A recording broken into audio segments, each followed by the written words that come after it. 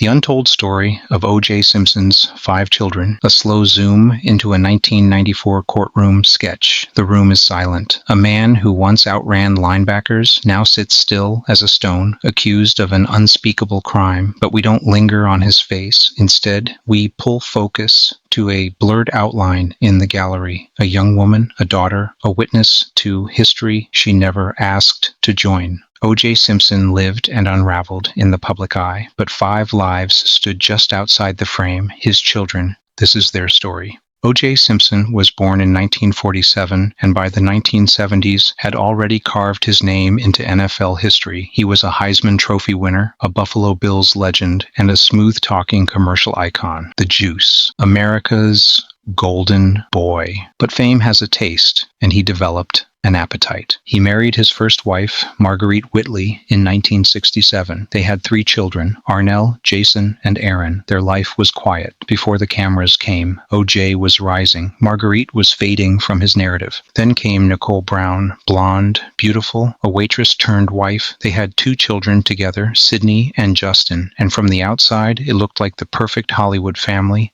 But perfect doesn't scream, it doesn't call 911, it doesn't end in blood. In 1994, Nicole Brown Simpson and Ron Goldman were brutally murdered. The trial that followed was a media circus, and O.J., once adored, was now a man on the run. His children were pulled into the current, faces barely seen, names whispered in tabloids. He was acquitted in 1995, but the stain remained. In 2008, he was convicted again, this time for armed robbery, and served 9 years in prison. He died in April 2024 from prostate cancer. But what became of the 5 who lived behind his shadow? Arnelle Simpson, 1968 to present. She was the firstborn, the big sister, the witness. Born in 1968 to O.J. and Marguerite, Arnelle grew up in a house full of trophies and rehearsed smiles. But when her baby sister Aaren died in a tragic pool accident in 1979, Arnelle was just 11. That was her first introduction to grief. Years later, when her father was arrested, she stood by him publicly, emotionally. She testified during the murder trial, describing a father who was devastated, not dangerous. When the world recoiled, Arnelle remained. In 2007, she encouraged him to publish If I Did It, hoping to support the family financially. The backlash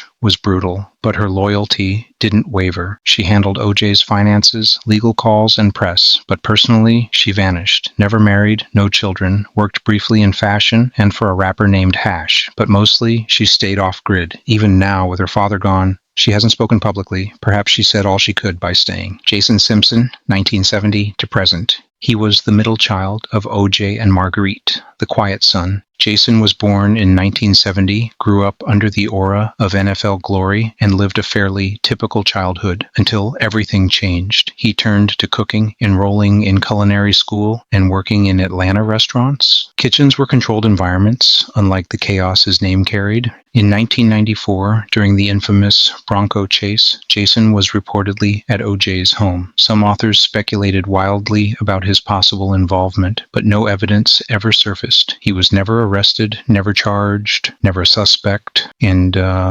yet the rumors lingered. He chose silence. Today, he's believed to still be in Atlanta, working behind the scenes in food service. No social media, no interviews, no appetite for redemption, because he never sought the spotlight in the first place. Aaren Simpson, Nitten Citisiv till Nitten Sitini. She lived less than 2 years, a baby caught in the quiet before the storm. Born in 1977, Aaren was the youngest of O.J. and Marguerite's children. In 1979, she drowned in the family's swimming pool. It was a freak accident, a loss that doesn't often get mentioned in the Simpson narrative, but it was a wound the family never fully recovered from. Her death marked the first fracture. It was the silent prequel to the chaos that would follow. Sydney Brooks Simpson, 1985 to present. She was 8 when her mother was murdered, too old to forget, too young to process. Sydney and her younger brother Justin were swept into the custody battle of the century. They lived with relatives, then their father, then back again, but Sydney stayed strong. She graduated from Gulliver Academy, then earned a sociology degree from Boston University. Instead of chasing fame, she built a business. In St. Petersburg, Florida, she started SimSpy LLC, a real estate firm.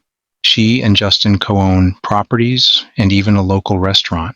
She keeps her head down, rarely photographed, never on TV. Once linked to investor Robert Blackman, she shut down dating rumors quickly. Today she remains single, private, and steadfastly removed from the circus. Her last name invites. Justin was only 5 when his mother died. Her name, Nicole, lives on in his daughter's middle name, Lana Nicole, born in 2022. Justin graduated from Florida State University in 2010 and moved into real estate like his sister. Together, they built a small empire in St. Petersburg. No flash, no scandal, just mortgages and renovations. He's with Alicia Brown, his partner and mother of his child. He's said to be close with Sydney. They live near each other, work together. They keep a united front, unseen but not broken. Justin never gave interviews, never wrote a memoir, never cashed in on his tragedy. He just built a life. They didn't choose the spotlight. They inherited it. Through no fault of their own, their lives became silent footnotes to one of the most explosive stories in modern history. But in silence, they survived. They didn't publish books. They didn't star in docuseries. They built lives in the quiet corners of America. Kitchens, boardrooms, and property lines. Some say that's cowardice, but maybe it's strength. Maybe the real untold story isn't about guilt or innocence. It's about what happens after the cameras shut off, what you build in the silence.